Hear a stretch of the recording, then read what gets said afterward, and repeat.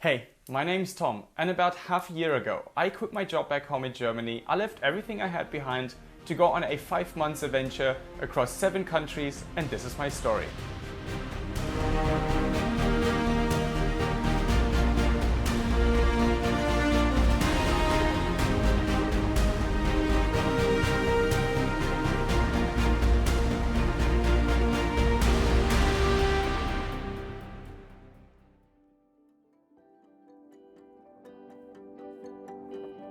The last episode started out in Phong Nha, where I gave the Phong Nha Botanic Garden a quick visit, but had to escape the tremendous heat by entering the astonishing Paradise Cave, which full on blew my mind.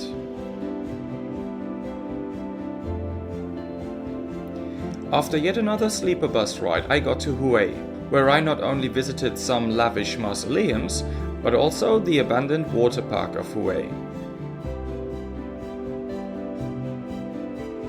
Of course, I also had to explore the magnificent imperial city before driving all the way from Hue to Hoi An on a rental scooter via the famous Hai Van Pass.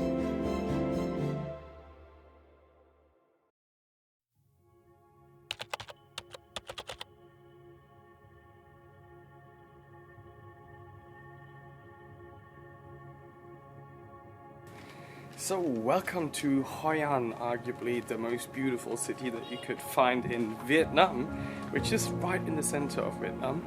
I came here about 2 days ago. First day I didn't do much, I just got into the hostel, which is honestly the best hostel I've been in Vietnam, and it's probably the second best hostel on my entire trip. It's great, it's run by a Kiwi guy. It's so nice, it's the right, mixture between party and then just socializing and chilling, so that is really nice. This Nest Hostel was the first hostel I really gelled with in Vietnam. It was lovely with amazing people all around, and I enjoyed having a place where I could dial back a bit after being on the move constantly for the last 2 weeks. However, this also led to me not exploring Hoi An for almost 2 days. And only on the 3rd day, I finally picked it up again by booking a cooking class through the hostel. Hey, nice to meet you. My name's Tom. Tom and Ellie. Yeah, and John. Hi, May. May, nice to meet you. Eloise. Nice to meet you. So we have 8 people. Yes. Cool. And so now we go to the market. We buy ingredients for cooking. Our guide/chef was super friendly, explaining us lots about Vietnamese food culture and eating habits. And once again, Vietnam proved to be a village, with me bumping into 2 Dutch girls I had met along the way before. We stayed at the same homestay in Ninh Binh. Yeah. And bumped on each other in Phong Nha. Yeah. And again here in Hoi An. Yeah. And then it was time for one of Hoi An's most common, but also possibly the weirdest tourist thing. Please don't leave your hand outside the boat, okay? Just in case the boat hit each other, so it hurts your hand. A basket boat tour, which was included in the whole package.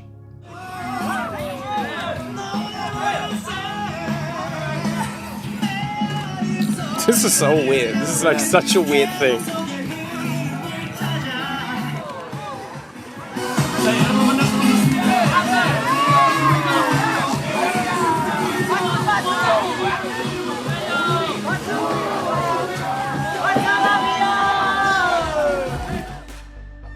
We floated through the coconut forest in our tiny boats, being urged by our captains to go crab fishing. Hey. And then Vietnam proved once again that tourist attractions and loud music belong together irrevocably in this country. Oh my god. This is so fucking weird. This is so good.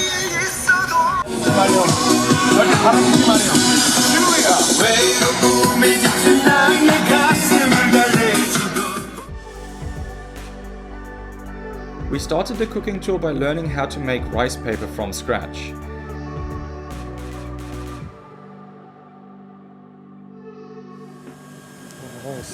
We got the fresh rice paper. After this one, we can make the fresh spring roll today.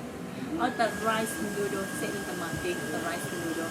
If you see the market, the yellow one for the noodle, some people put inside the rice milk, turmeric, turmeric powder, change the yellow one.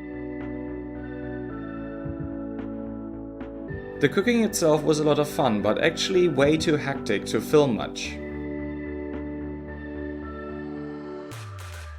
We ended up with 4 amazingly tasty Vietnamese dishes, all of which I failed to reproduce later on my own. So the cooking class was super enjoyable yesterday, and now I only have one day really left in Hoi An, which is the day today. And I thought, okay, what's the best way to really experience Hoi An? Because it's a city that, has a lot of history, it has a lot of culture, it actually has a very special position within all the cities of Vietnam, being one of the main trading posts really over the last centuries.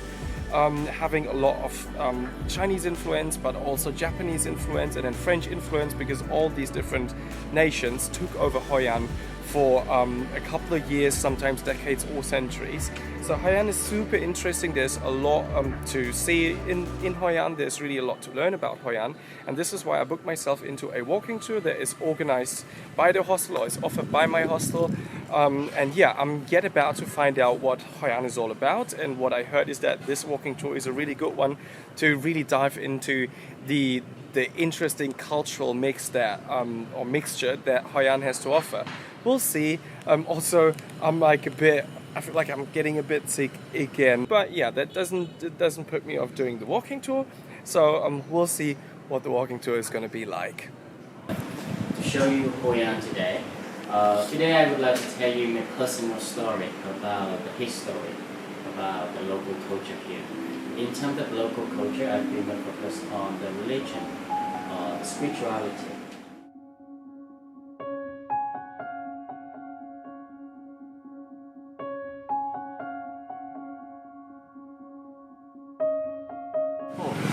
Have you heard of that before? No, I haven't seen a restaurant. Ah, you see that at the restaurant.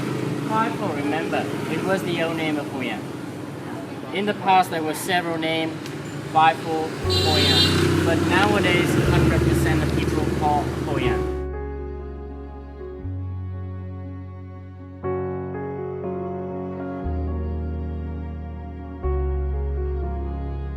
Second, we say pagoda. Have you heard of two words, pagoda and temple? So here's the thing, what is the difference? Pagoda is a place to practice Buddhism. Practicing pagoda, Buddhism. Meanwhile, temple can be anything. Temple can be used to worship any gods, any divines, or even human being worship. So remember that. Our guide was simply great, showing us the city with so much dedication, really wanting us to understand why he loves this place so much.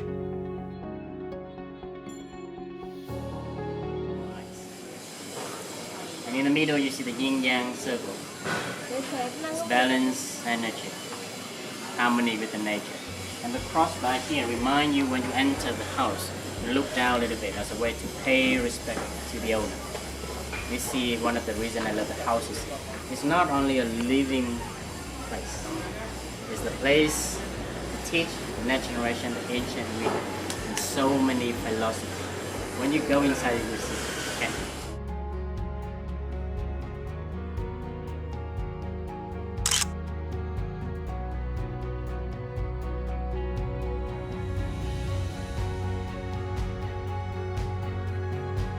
We finished off the tour visiting his friend, a fish, who always bites in the guide's backpack when reaching the little pond on the tour.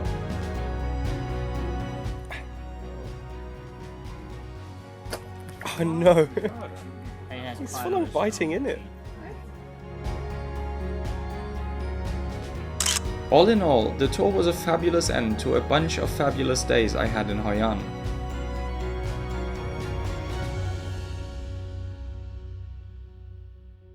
Loving Hoi An so much meant I stayed there longer than expected and suddenly ran out of time to catch my flight to Thailand in Ho Chi Minh City, in about 84 hours from when I left Hoi An.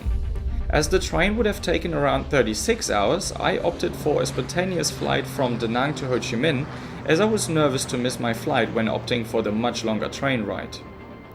My last day in Vietnam, I booked myself into a tour to the famous Ho Chi Tunnels, which were built by the Vietcong during the Vietnam War. Every side is covered by leaves. Vietcong had on a landmine underneath of the lid. When South Army opened the lid, the landmine exploded. And South Army got a trouble here. And then this entrance was collapsed, destroyed by landmines. So South Army no way to go to the tunnel. Once again, our tour guide seemed to love his job, explaining to us in a funny and interesting but also respectful way how life as a Vietcong during the war must have been. Yeah, after that, Vietcong put some chili and pepper on my mouth. But it was because when the dog smell it, they cut in and chili and pepper. It's a big problem with enemies. And after that, Vietcong, what did they do? They steal South Army uniform. Yeah, and they steal soup. Yeah, from South Army. After that, they cover on my mouth. So when the dog smell it, they thought South Army smell. Yeah, from uniform and from the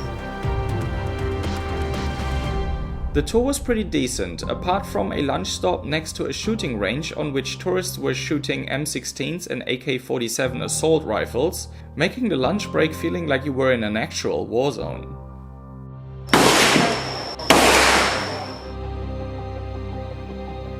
Finally, we visited a workshop where children of war survivors with disabilities caused by chemicals used in the Vietnam War produced amazing art. by chemical, right? Yeah, and young people here after war, second generation, children still affected from parents.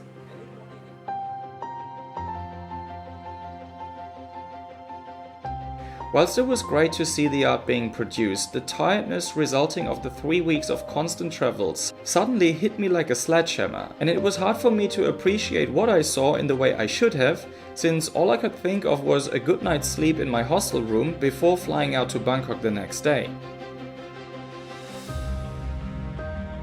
Oh Vietnam, how can I describe my time between vibrant cities, lush green rice paddies and limestone cliffs?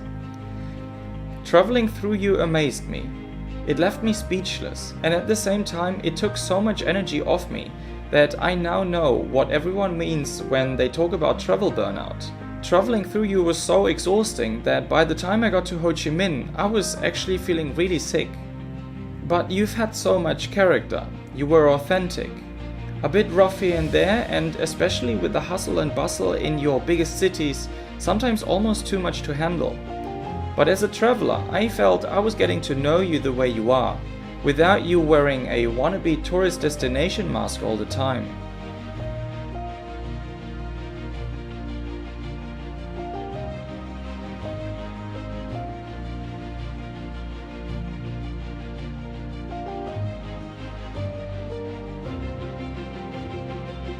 As much as I loved Vietnam, I was keen on getting on that plane to Bangkok to start my 6 weeks in one of the all-time favorite holiday destinations.